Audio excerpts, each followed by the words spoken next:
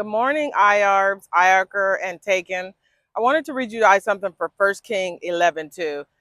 It says, the Lord said to the people of Israel, you shall not enter into marriage with them, neither shall they with you, for surely they will turn away your heart after their gods. That is a very interesting statement. The reason I say that is because a lot of the times we feel that we have found the correct match, and in reality it is not, and God lets us know it's not. He gives us the signs. And a lot of times we see the signs. We'll find somebody we'll date, and then we'll see signs that show immediately, but we want to try to make it work. But in reality, it's not something that needs to work. In reality, it is something, signs showing you that is not the person. For example, I have a friend who met a guy on one of those dating sites. She swiped right. She found him.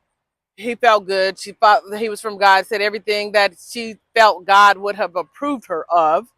And then months later, she found herself lying for him, trying to compensate for, things he was doing.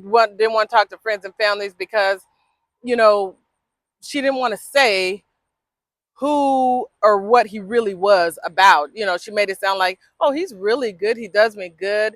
But in reality, she was unhappy. She started not working anymore. She started just being sad and not doing her normal things that she would do in life. But she was just in her mind feeling that that person was the right one. God was giving her signs, and even the world was giving her signs. Say you don't even believe in God.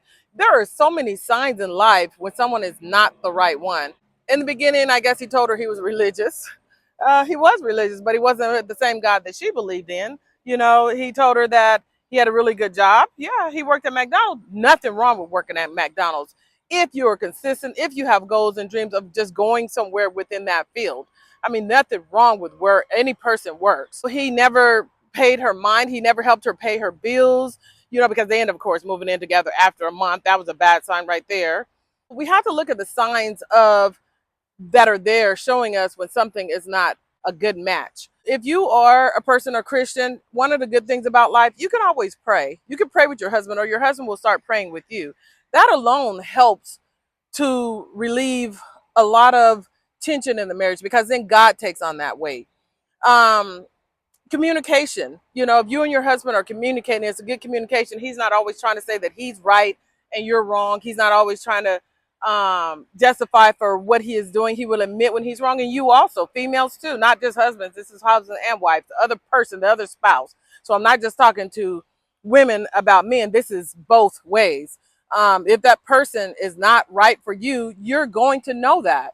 Man, you have to understand to actually listen to yourself and go by that. It's kind of like mixing water and oil. It does not mix, no matter how much you want to try to make it mix. If you put oil, you have oil on the stove, and you put water on it, what's going to happen? It's going to start popping, popping, popping, popping. If you put oil and water in a jar, it's going to separate. It's not going to combine together.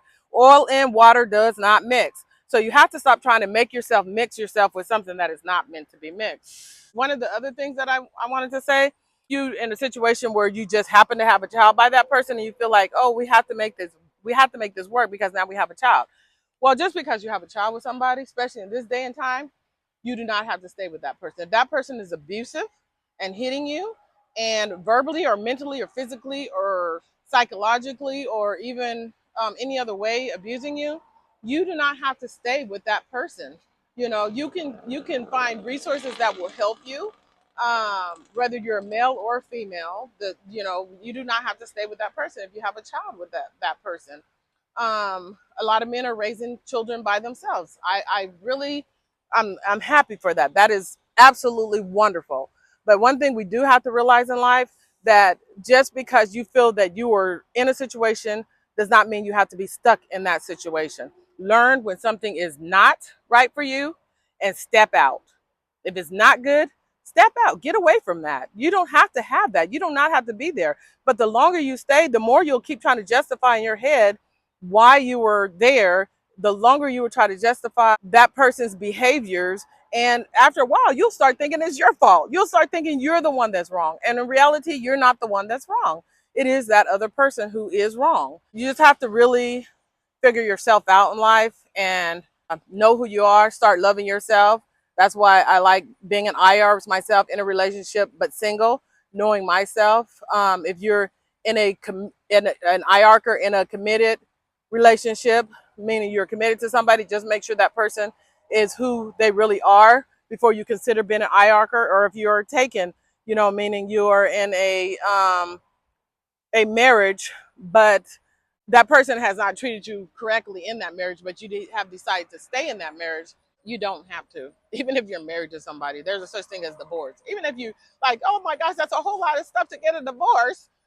Okay, then separate. Go find yourself. Go find if you don't even have family, there are so many resources. You never have to be out there alone.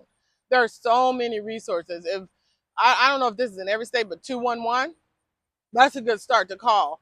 There are shelters that domestic violence.